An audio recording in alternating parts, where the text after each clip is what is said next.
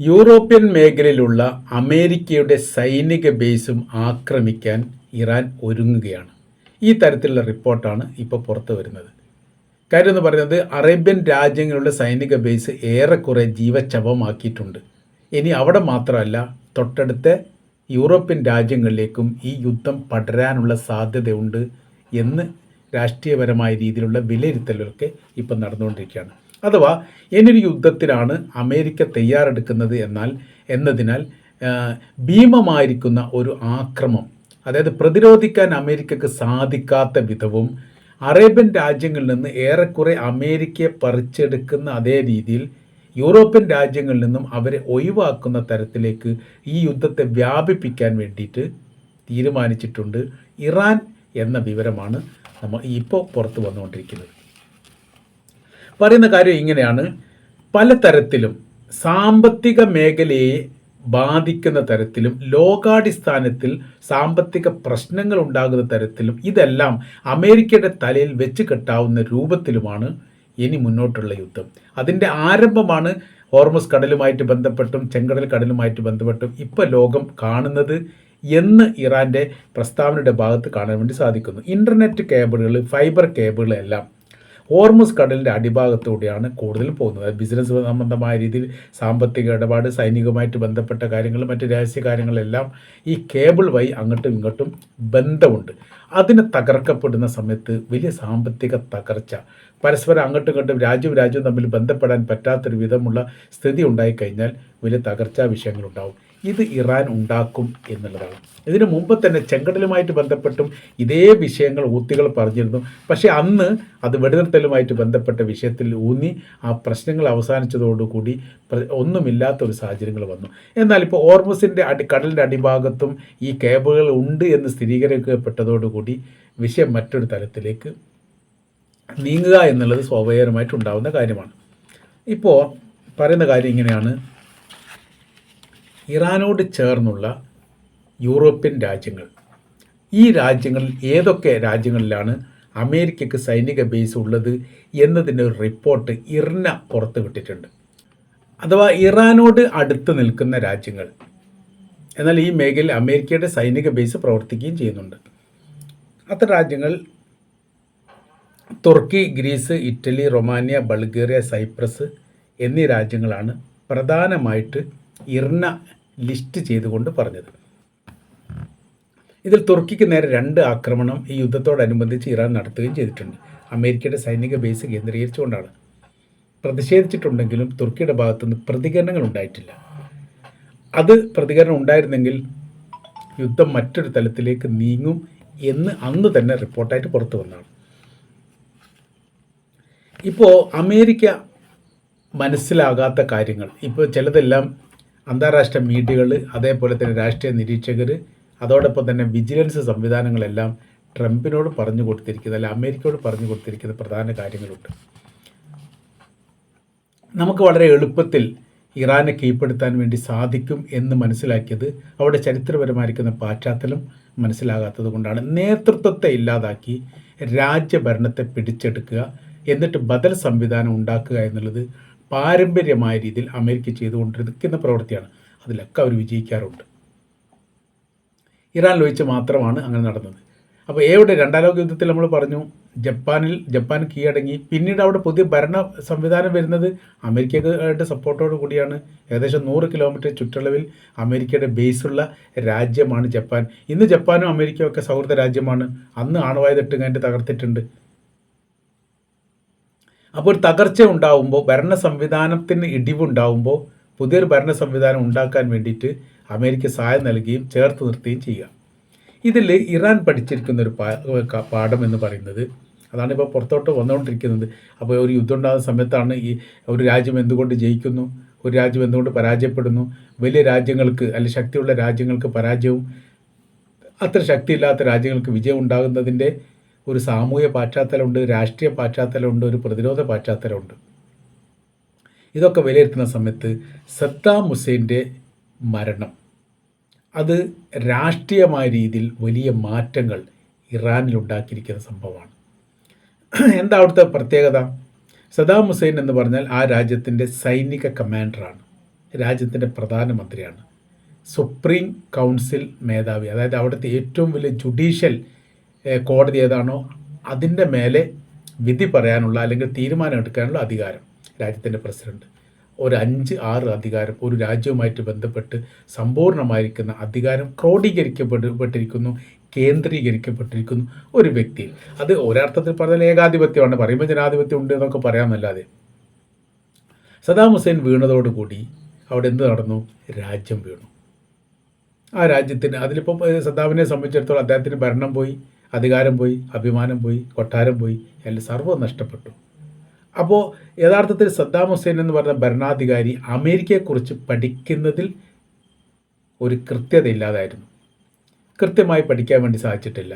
രണ്ടും സഖ്യകക്ഷികളാണ്. അമേരിക്കയുടെ സഖ്യകക്ഷിയാണ് ഇറാഖ്. ഈ യുദ്ധം നടക്കുന്നതോടനുബന്ധിച്ചാണ് അമേരിക്കയുടെ വിദേശകാര്യ സെക്രട്ടറി റൊണാൾഡ് റംസ്ഫീൽഡ് ഇവിടെ ബാഗ്ദാദ് സന്ദർശനം നടത്തിയത്. 3 മാസത്തെ ഗ്യാപ്പുകാരാണല്ലോ യുദ്ധം നടക്കുന്നതിന് മുമ്പായിട്ട്. കുവൈറ്റ് അമേരിക്കയുടെ സഖ്യകക്ഷിയാണ്. ഈ രണ്ടും അമേരിക്കയുടെ സഖ്യകക്ഷിയാണ്. യഥാർത്ഥത്തിൽ ഇറാഖ് എന്ന് പറയുന്ന രാജ്യം കുവൈത്തിനെ ആക്രമിക്കുന്നത് കൃത്യമായ രീതിയിൽ അമേരിക്കക്ക് അറിയാമായിരുന്നു.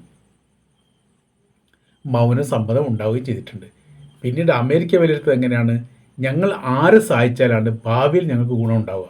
അങ്ങനെ ആ സമയത്ത് അമേരിക്ക ഇറാഖിനെ സഹായിച്ചാലല്ല പിന്നെ ആരെ സഹായിക്കണം? കുവൈത്തിനെ സഹായിക്കണം. കുവൈത്തിനെ സഹായിക്കുന്ന സമയത്ത് ഒരു കുവൈത്തിനെ മാത്രമാണോ സഹായിക്കുന്നത്? അല്ല, ആ മേഖലയിൽ എല്ലാ അറബ് രാജ്യങ്ങളെയും, സൗദി അറേബ്യ, ഖത്തറിനെയും, ഒമാനെയും, ബഹ്റൈനെയും, UAE എല്ലാവരെയും സഹായിക്കുന്നുണ്ട്. വലിയ ഗുണമുണ്ടാവും. സദ്ദാം ഹുസൈൻ വീണതോടുകൂടി രാജ്യം വീണു, നമ്മൾ കണ്ടതാണ്.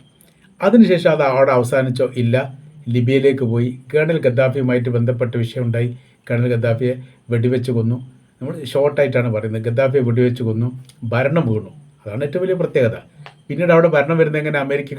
അമേരിക്കക്ക് സപ്പോർട്ടുള്ള രീതിയിൽ അനുകൂലമായിരിക്കുന്ന ഒരു ഭരണ സംവിധാനമാണ് പിന്നീട് ഈ ലിബിയയിൽ അധികാരത്തിൽ വരുന്നത്. മരണപ്പെട്ട ഗദ്ദാഫിയുടെ മൃതദേഹം പോലും ഇപ്പോഴത്തെ ഭരിക്കുന്ന ഭരണകൂടം അയാളുടെ മക്കൾക്കോ ബന്ധുക്കൾക്കോ വിട്ടു നൽകിയിട്ടില്ല. ഒഴിഞ്ഞു കിടക്കുന്ന മരുഭൂമിയിൽ അടക്കം ചെയ്തു എന്നുള്ളതാണ് ഇപ്പോഴത്തെ ഭരണാധികാരി അവരുടെ ബന്ധുക്കൾക്ക് നൽകിയിരിക്കുന്ന വിവരം. എവിടെയാണെന്ന് അവർക്ക് പോലും അറിയില്ല. ഈ ലെവലാക്കപ്പെട്ടു വലിയ ഏതോ ഉൾക്കാട്ടിലുള്ള മരുഭൂമിയിൽ പോയിട്ട് അവിടെ അടക്കം ചെയ്തിട്ട് അവിടെ മണ്ണിട്ട് കൊണ്ട് ലെവലാക്കി. അപ്പോൾ ആർക്കും മനസ്സിലാകാത്ത രീതിയിലുള്ള സംവിധാനം ഒരുക്കി എന്നാണ് പറഞ്ഞത്. ഗദ്ദാഫി കഴിഞ്ഞാൽ പിന്നെ ഹുസ്നി മുബാറക്ക് ഈജിപ്തിലേക്ക് വന്നാൽ അങ്ങനെ കാണാൻ പറ്റും. ഈജിപ്ത് അവിടെ ഒരു ഏകാധിപത്യ ഭരണ സംവിധാനം തന്നെയാണ് ഒരർത്ഥത്തിൽ നടന്നിരുന്നത്. 33 വർഷമോ അല്ല 37 വർഷമോ അഫ്ഗാനിസ്ഥാനിൽ ഈജിപ്തിൽ ഹുസ്നി മുബാറക്ക് ഭരണം നടത്തിയിട്ടുണ്ട്. ഹുസ്നി മുബാറക്കിൻ്റെ കാലം കഴിഞ്ഞു. പിന്നീട് വന്ന ഭരണാധികാരി ഇപ്പോഴത്തെ സിസിയാണ്. സിസിക്ക് മുമ്പ് 2 ഭരണാധികാരി വന്നിട്ടുണ്ട്. എങ്കിൽ പോലും സിസിയിൽ ഏറെക്കുറെ അതൊരു നിയന്ത്രണം ആയി നിന്നു. ആ ഭരണാധികാരി അമേരിക്കക്ക് സപ്പോർട്ടാണ്. അപ്പോൾ ഒരു ഭരണാധികാരി വീഴുന്ന സമയത്ത് പുതിയ ഭരണ സംവിധാനങ്ങൾ അമേരിക്കക്ക് അനുകൂലമായ രീതിയിൽ അധികാരത്തിൽ വരിക സ്വാഭാവികം. അവിടെ അവസാനിച്ചിട്ടില്ലല്ലോ. പിന്നീട് മുഹമ്മദ് ബഷീറിൻ്റെ ഭരണം, അത് സുഡാനിലാണ്. സുഡാൻ്റെ പ്രസിഡന്റ് ഈ പറഞ്ഞ പോലെ 30 അധികം വർഷത്തിലോ ഭരണം നടത്തിയാണ്. പിന്നെ അവിടെ വിഭാഗീയത വിഷയങ്ങളുണ്ടായി. അവിടെ സ്വാതന്ത്ര്യത്തിന് വേണ്ടി ഒരു വിഭാഗം വടക്കൻ ഈ സുഡാനിൽ പ്രക്ഷോഭങ്ങൾ, സമരങ്ങൾ നടന്നു. രാജ്യം പിളർത്തിന് പ്രശ്നങ്ങളുണ്ടായോ? അവിടുത്തെ സൈന്യവും തമ്മിൽ പിളർന്നിട്ട് അങ്ങോട്ടും ഇങ്ങോട്ട് അടിയായി. അപ്പോൾ അവിടെ അമേരിക്കക്ക് റോളുണ്ട്. അമേരിക്ക പറയുന്നിടത്തേക്ക് കാര്യങ്ങൾ നിൽക്കും എന്നുള്ള കാര്യങ്ങൾ വന്നു. പിന്നെ സിറിയയിലെ ബഷർ അസദിൻ്റെ കാര്യം നമുക്കറിയാം. ബഷർ അസദ് ഇറാനെ പിന്തുണച്ചവരാണ്. കാര്യം എന്ന് വെച്ചാൽ അയാൾ ഷിയ വിഭാഗമാണ്. അപ്പോൾ അയാൾ മാത്രമല്ല, അയാളുടെ തലമുറ, അയാളുടെ പിതാവ് അസദ് എന്ന് പറയുന്ന ആളും ഷിയ മുസ്ലിമായിരുന്നു. അപ്പോൾ ഇറാനോട് സപ്പോർട്ടായിരുന്നു. ഏകദേശം ഒരു 54 വർഷമെങ്കിലും അദ്ദേഹം മകനുമായിട്ട് ഭരണം നടത്തിയിട്ടുണ്ട്. കുടുംബ പശ്ചാത്തലമായിട്ട് ഭരണം നടത്തിയിട്ടുണ്ട്. വീണതോടുകൂടി പിന്നീട് അധികാരം വന്നത് അൽഖ്വയ്ദയുടെ നേതാവാണ് ഇപ്പോൾ അവിടെ ഭരിക്കുന്നത്, നമുക്കറിയാവുന്നതാണ്. അപ്പോൾ പറയുന്ന കാര്യം, ഒരു ഭരണ സംവിധാനം അട്ടിമറിഞ്ഞാൽ പിന്നീട് അമേരിക്കക്ക് അനുകൂലമായിരിക്കുന്ന ഭരണ സംവിധാനത്തിലെ കാര്യങ്ങൾ എത്തുക എന്നുള്ള കൃത്യമാണ്. നമ്മൾ ഏറ്റവും ഒടുവിൽ നമ്മൾ നോക്കുന്ന സമയത്ത് വെനിസ്വേല ഷാവേസിൻ്റെ കാലഘട്ടത്തിൽ ശക്തമായ രീതിയിൽ പിടിച്ചു നിന്നു. ഷാവേസിനെ അമേരിക്ക കൊന്നതാണ് എന്നാണ് പറഞ്ഞത്. കാര്യം എന്ന് പറഞ്ഞാൽ അദ്ദേഹത്തിൻ്റെ ഈ പോസ്റ്റ്മോർട്ടം റിപ്പോർട്ടിൻ്റെ അകത്ത് പറയുന്നത് ശരീരത്തിൻ്റെ അകത്ത് ക്യാൻസറിൻ്റെ അണുക്കൾ വന്നിട്ടുണ്ട്, വരാതിരിക്കാൻ സാധ്യതയില്ല. അത് അമേരിക്ക ഏതോ തരത്തിൽ കെണിയൊപ്പിച്ചിട്ട് അങ്ങനെ ചെയ്തതാണെന്ന് പറഞ്ഞിട്ടാണ് ഷാവേസ് മരണപ്പെടുന്നു. പകരം ഇപ്പോഴത്തെ ഭരണാധികാരി അധികാരത്തിൽ വരുന്നു. ഈ അധികാരിയുമായിട്ട് ബന്ധപ്പെട്ട് പ്രശ്നങ്ങളുണ്ടാകുന്നു. ഒരു സുപ്രഭാതത്തിൽ അദ്ദേഹത്തെ തട്ടിക്കൊണ്ടുപോകുന്നു, നമുക്കറിയാവുന്നതാണ്. പിന്നീട് രണ്ടാമത് അവിടെ ഭരണത്തിൽ വരുന്ന ആരാണ്? അവിടുത്തെ വൈസ് പ്രസിഡന്റ് അമേരിക്കക്ക് സപ്പോർട്ടാണ്, അനുകൂലമായ രീതിയിൽ ഇപ്പോൾ ഭരണം നടത്തുന്നു. അവിടുത്തെ പെട്രോളിയം ഞാനാണ് നിയന്ത്രിക്കുന്നതെന്ന് പല ഘട്ടത്തിലും ട്രംപ് പറഞ്ഞ് നമുക്കറിയാം. അപ്പോൾ ഒരു ഭരണം വീണ് പുതിയൊരു ഭരണ സംവിധാനം അധികാരത്തിൽ വരുന്ന സമയത്ത് നടക്കുന്ന സംഭവം എന്താണ്? അമേരിക്കക്ക് അനുകൂലമായിരിക്കുന്ന നിലപാടെടുക്കുന്നു. ഇറാൻ ഒഴികെ നമ്മൾ പറഞ്ഞു വരുന്നത് അതാണ്. ഇറാൻ ഈ കാര്യങ്ങൾ കൃത്യമായ രീതിയിൽ പഠിച്ചു, മൗനം പാലിച്ചുകൊണ്ട് പഠിച്ചു എന്നൊക്കെയാണ് പറയുന്നത്. കാര്യം എന്ന് പറഞ്ഞാൽ വലിയ കൊട്ടിഘോഷമൊന്നുമില്ലാതെ നമുക്കറിയാം ലോകത്തിൽ ഏറ്റവും കൂടുതൽ കറൻസി മൂല്യം ഇടിഞ്ഞ രാജ്യങ്ങളൊന്നാണ് ഇറാൻ. എന്നിട്ടും അവർ ലോക സൈനിക ശക്തിക്ക് മുമ്പിൽ പിടിച്ചു നിൽക്കുന്നു. ഇന്ത്യയുടെ ₹1 കൊടുത്താൽ ഈ ദിനാറാണ് അവിടെ, ആ ദിനാർ ഇറാൻ്റെ ദിനാർ എനിക്ക് തോന്നുന്നു 80 ദിനാറെങ്കിലും കിട്ടും. ആ തരത്തിലാണ്. അപ്പോൾ നമുക്ക് കണക്ക് കൂട്ടിയാൽ മതി, $1 കൊടുത്ത് കാണാൻ എത്ര കിട്ടും നമുക്ക് കൂട്ടാവുന്നതേ ഉള്ളൂ.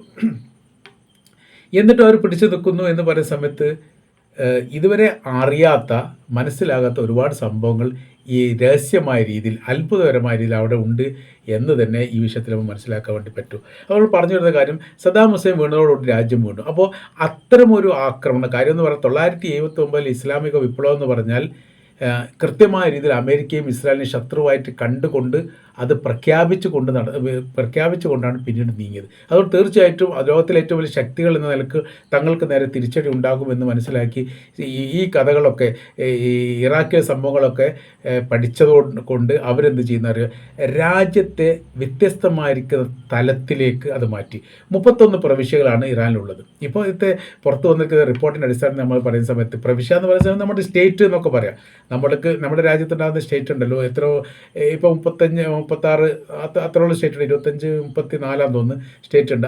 ആ രീതിയിൽ അതിനെ പ്രവിശ്യയാക്കി മാറ്റിയും ഓരോ പ്രവിശ്യയിലും ഓരോരോ ഭരണ സംവിധാനം പോലെ പ്രത്യേകമായിരിക്കുന്ന സൈനികർ, പ്രതിരോധ സംവിധാനങ്ങൾ, ആയുധങ്ങൾ സൂക്ഷിക്കാനുള്ള മേഖലകൾ, ഇതിനെ നിയന്ത്രിക്കാനുള്ള ആളുകൾ നിയമിക്കുകയും ചെയ്തു. അഥവാ ഇറാനുമായിട്ടൊരു യുദ്ധം, തുറന്നൊരു യുദ്ധം വരികയാണെങ്കിൽ 31 രാജ്യങ്ങൾ അമേരിക്കക്കെതിരെ യുദ്ധം ചെയ്യുന്ന രീതിയിലുള്ള സാഹചര്യങ്ങൾ അവിടെ സൃഷ്ടിക്കപ്പെട്ടിട്ടുണ്ട് എന്ന് ചുരുക്കം. അഥവാ അവർ പറയുന്നത്, നേതൃത്വം ഇല്ലാതായി കഴിഞ്ഞാൽ, നേതൃത്വത്തെ കൊലപ്പെടുത്തിയാൽ തൊട്ടടുത്ത നേതൃത്വം ഓട്ടോമാറ്റിക്കായിട്ട് അവിടെ വരണം. ഇവിടെ നമ്മളിപ്പോൾ ഒരുപാട് രാജ്യങ്ങളുടെ പേര് പറഞ്ഞു. ആ രാജ്യത്തിലൊക്കെ ഉള്ളത് ഒരു ഏകാധിപത്യ സംവിധാനം, ഏകാധിപത്യം എന്ന് പറയുന്നില്ല, ഏകാധിപത്യം പോലെ, അതായത് ഒരു നേതൃത്വം വീടുടഞ്ഞു കഴിഞ്ഞാൽ രണ്ടാമതൊരു നേതൃത്വം ഉയർന്നു വരുന്നില്ല എന്നതിനാൽ വളരെ എളുപ്പത്തിൽ രാജ്യത്തെ കീഴടക്കാൻ വേണ്ടി അമേരിക്കക്ക് സാധിക്കുന്നവർ കണക്ക് കൂട്ടി ഇറാനിൽ അത് നടന്നിട്ടില്ല. അപ്പോൾ ഇറാനിലെ ഏറ്റവും വലിയ പരമോന്നത നേതാവ്, അവിടുത്തെ ആത്മീയ നേതാവ്, അവർ സുപ്രീം ലീഡർ, അവിടുത്തെ ഏറ്റവും വലിയ കോടതിയുടെ മേലെ വിധി പറയാൻ പറ്റിയ ആൾ, സൈനിക കമാൻഡർ, സർവ്വ മേഖലയിലും അധികാരമുള്ള ഒരു വ്യക്തിയാണ് അവിടുത്തെ ആത്മീയ നേതാവായിരിക്കുന്ന ആയത്തുള്ള അലി ഖംനേയി. അദ്ദേഹം കൊലപ്പെടുത്തി. അമേരിക്ക കൊലപ്പെടുത്തിയതോട് കൂടിയിട്ട് എന്തുണ്ടാവണം? സദ്ദാം ഹുസൈനെ പോലെ, അല്ലെ ഗദ്ദാഫിയെ പോലെ, ഹുസ്നി മുബാറക്കിനെ പോലെ, മുഹമ്മദ് ബഷീറിനെ പോലെ, ബഷർ അൽ അസദിനെ പോലെ അവർ നാട് നീങ്ങണം. എന്നിട്ട് ബദൽ സംവിധാനം അതോടെ ഉണ്ടായിട്ടില്ല. അതാണ് ഏറ്റവും വലിയ വിഷയം. അപ്പോൾ എന്തുണ്ടായി? അവിടെ ഒരു നേതാവ് പോയ സമയത്ത് തൊട്ടടുത്ത നേതാവ് അധികാരത്തിൽ വന്നു. സൈനിക കമാൻഡർ പോയപ്പോൾ തൊട്ടടുത്ത സൈനിക കമാൻഡർ അധികാരത്തിൽ വന്നു. ഇതെല്ലാം അവർ പഠിക്കുന്നത് ഈ നടന്ന സംഭവങ്ങൾ തൊട്ട് പുറകോട്ട് നോക്കുന്ന സമയത്ത് നടന്നിരിക്കുന്ന ചരിത്ര സംഭവത്തെ ഉൾക്കൊള്ളിച്ചുകൊണ്ട് അവരെന്ത് ചെയ്തു? രാഷ്ട്രീയപരമായ രീതിയിൽ പ്രതിരോധ സംവിധാനങ്ങളും ഒരു ഏകോപന സംവിധാനം അവരുണ്ടാക്കി. അത് മനസ്സിലാക്കാൻ വിഡ്ഢികളായിരിക്കുന്ന അമേരിക്കക്ക് സാധിക്കാതെ പോയി. അതാണ് ഇപ്പോൾ അവരനുഭവിക്കുന്നതെന്ന് ചുരുക്കം. അപ്പോൾ നമ്മൾ പറഞ്ഞു വരുന്ന കാര്യം ഇങ്ങനെയാണ്, ഇറാൻ അങ്ങനെ എളുപ്പത്തിൽ പരാജയപ്പെടുത്താൻ സാധിക്കുകയില്ല എന്നുള്ള കാര്യം വളരെ കൃത്യതയോട് മനസ്സിലാക്കിയിട്ടുണ്ട്. ഇറാൻ ആണെങ്കിൽ എന്ത് ചെയ്യുന്നു? ഗൾഫ് രാജ്യങ്ങൾക്കപ്പുറം യൂറോപ്യൻ രാജ്യങ്ങളിലേക്ക് ഈ യുദ്ധത്തെ പടർത്താനുള്ള എല്ലാ ശ്രമങ്ങളും ആരംഭിച്ചിട്ടുണ്ട് എന്നുകൂടി ഈ വിഷയമായിട്ട് ബന്ധപ്പെട്ട് നമുക്ക് മനസ്സിലാക്കാൻ വേണ്ടിയിട്ട് സാധിക്കുന്നതാണ്.